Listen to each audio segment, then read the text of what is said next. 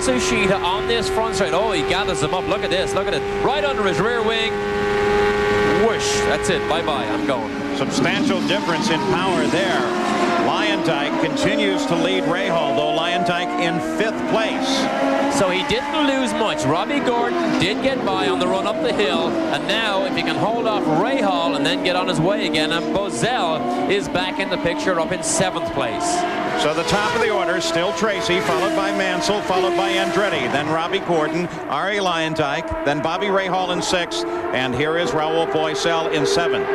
No one chasing Bozell. Will continue to watch this telemetry feed from that car. 17 consecutive finishes in the points. Bozell had very reliable, phenomenal run until his crash last weekend, or the last race at New Hampshire. Bozell, one of the drivers that enjoys the comfort of knowing he has a 3-year contract already signed and in his back pocket with Dick Simon to drive this Duracell car for the next 3 seasons.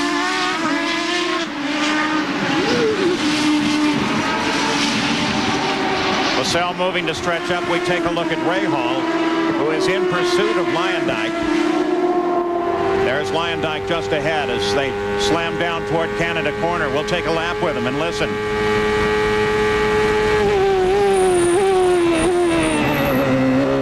Third gear.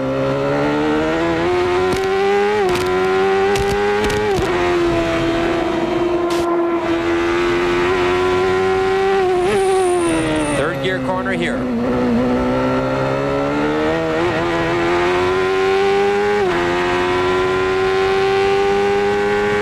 Battle for 5th developing between Rahal and Lyondike.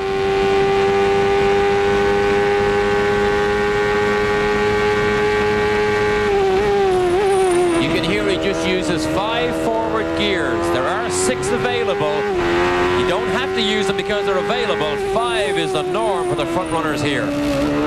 He's catching Lyondike.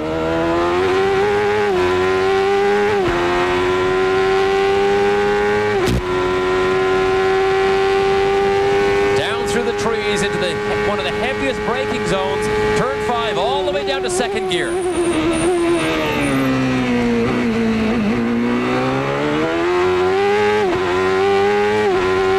Rahal drives corner 5 well and is able to close right up on Lyondike now. They're in hurry downs, again a downhill section. Under braking and turn in, Rahal seems to be better. Here's the next slowest corner on the racetrack. Oh, he closes up on Lyondike. Now here's the carousel. Lyondike's loose. You can see him. The car gets away from him as he turns in and as he puts the power on. Here's this long, long, long carousel. Now here's where you hold your breath.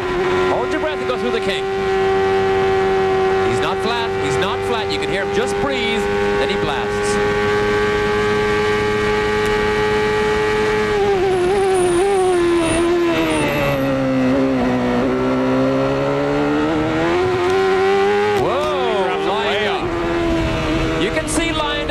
He fights that car all the way, and that time he stuck the outside wheels off on the dirt. Now he blocks Rahal by going down on a tight inside line. He's going to have his hands full to hold Rahal off. Did we see rain? Yeah, let's keep an eye on that, because I think before they wiped the lens clean, we were seeing rain, and one of the corner stations is in fact reporting, well, they don't say rain, they say some moisture. Well, that could change the complexion of this day. Well, some moisture is definitely rain, because unless somebody has a garden. I don't know if that means a lot of rain or a little rain. It's not a gully washer yet. Look at Lyondike again. The car is oversteering. Boom, sticks those wheels, rear wheels off the curb and onto the dirt. Now they've upgraded it. They're reporting that there is rain in the carousel. So they'll make this turn, make another left, run downhill, and then they'll be where they are now reporting rain shower.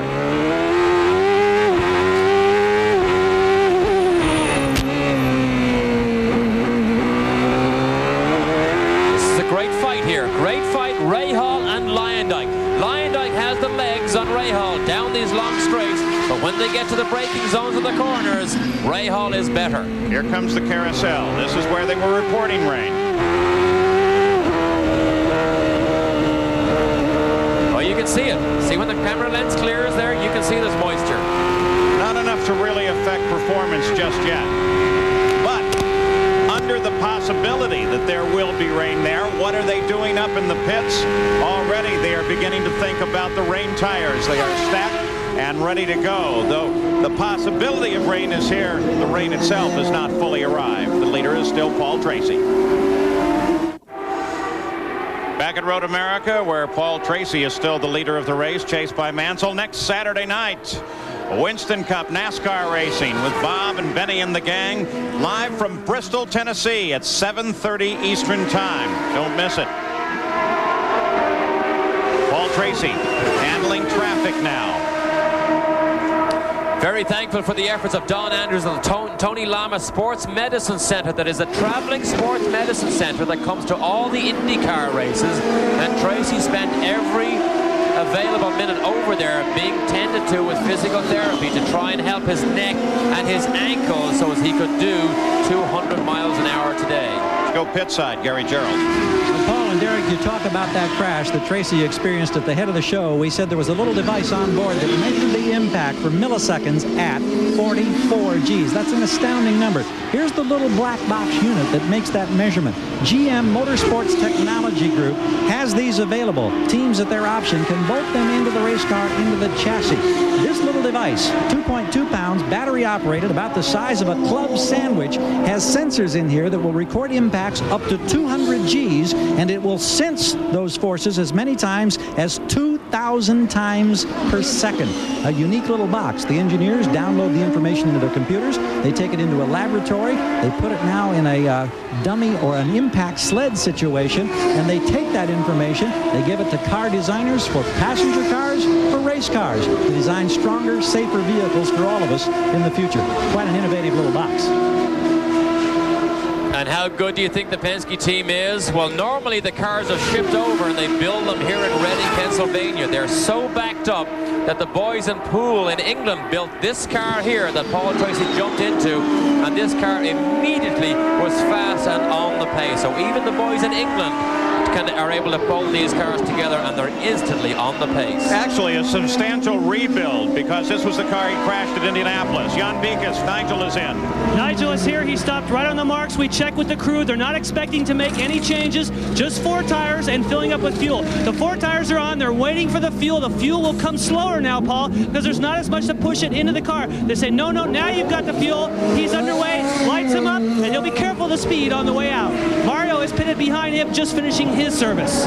16.9 seconds for Nigel Mansell in and out. He is being very careful. You see the rest of the group coming in. Bobby Rahal came in a lap ahead of everyone else. And here, as Mansell moves back up to speed, the rest of the field, Ari Lyondike and company, are coming down again. But remember, they are running a lap out of sequence, and Raul Boesel is about 8 laps out of the sequence. Now, the winner of this race may hinge on Paul Tracy's pit stop. We'll be able to follow it, but he needs to get in, get serviced, and get out quick enough to hang on to that lead. Mansell is hoping and gambling that he has problems. Paul Tracy came across the line with 20.2 seconds in terms of lead over Nigel Mansell at the last passing at the start-finish line. Timed by the EBS system. You know, they talk about these speed limits in the pits. They use radar guns. They have a truly sophisticated system in EDS. I don't know why they don't use it, Derek. Well, anything that may get rid of a gray area, I'm all for. Gary Gerald waits for the arrival of the race leader, Paul Tracy. And interesting to watch the other teams go by being cautious. Mansell went by us. It seemed like he was crawling to stay under that 80-mile-per-hour limit. It's all for safety. Car smoking on the front straightaway. Tracy comes into the pits now. A lot of brake dust as they pull the wheels off. That's not unexpected. Topping off with that precious fuel. Boy, has this young race driver matured, and I'm so impressed with his performance, even though he's not 100% today. Oh, the engine bobbles. Now it catches. A second or so lost. 15.6 in our clocks here, and a little slow on the get out. He lights the tires for a second, then watches his speed. Now we take a look at Mansell. Yeah, you see, he's not close enough. Oh, Tracy's almost off the racetrack. Look at this, on cold tires, goes into turn 1, way out of the racing groove, off into the gray area. But Mansell, we saw from that boxed picture, is the full length of the straight behind. But Guerrero's in trouble. As Tracy came out, you saw Roberto Guerrero there. Here comes Raul Boesel in as he comes back into the sequence of the pit stops. All of them refueling now for the end of the race. This stop coming on the 35th lap for Raul Boesel, 50 laps of scheduled distance. Tracy apparently cautioned by those tires. Were cold when he came out. They are not allowed to preheat the tires. Tracy is a no-holds-barred driver. Cold tires, warm tires, he gives everything. Look at the traffic jam here now into turn 1. Ari Luyendyk, who went into the pits in second place, came roaring out, trying to get the best of Ray Hall and Gordon and the group coming around. We go back to the front of the field. Paul Tracy now up to full speed. He says he goes well when he's sick. Many of his good performances this year have come when he's either been off color or he's had an injury. So he said that may be a good omen for him this afternoon. Even though his neck muscles and his ankles were very sore, it's amazing when a driver gets in, he gets warmed up and that adrenaline starts to rush around his body. Suddenly, you don't really feel the pain. Well, and Paul Tracy with an assignment that I'm sure suits him, as his job is to be the rabbit for Nigel Mansell. Now, if the championship were to end at this moment, well, this is the way it would end in terms of points. Of course, there's a long way to the end of the season yet, but Mansell's still holding his rather commanding lead in the points championship. Though still, here we are on a road course. Mansell's not led a lap here today, not performing the way we would expect on a road course, but the reverse, he performs very well on the ovals.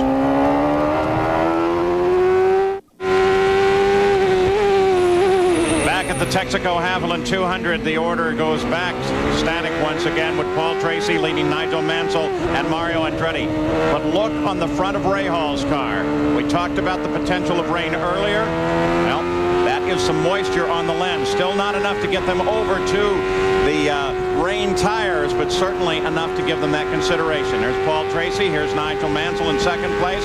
Mario Andretti, good run, runs third. Robbie Gordon and Bobby Rahal are in a battle right now for fourth place. And running in sixth place is Ari Luyendyk. We'll continue to watch this battle as that's Robbie Gordon that sits just ahead. And this track has to be getting a little bit slicker as this water comes down on what oil may have been laid down. Look at Gordon as he comes off the edge of the track. Rahal takes advantage of it and moves past. The Valvoline race recap. You take a look at that as Rahal climbs the hill all by himself. Gordon now trying to catch up just behind him. Those cars out of the race. Again, a good medical report on Fernandez. Well, you had only just said how slick this racetrack must be going. Then a second later, we see Robbie Gordon, his hands full as he fought that car off the racetrack and luckily only lost that one position. Christian Danner right behind as they come down the hill just behind Robbie Buell. So Robbie Gordon now has to chase again after that terrible first pit stop. He dropped all the way back to 14th position, climbed his way back to 4th. Now he loses that to Rahal. Look, he's sideways.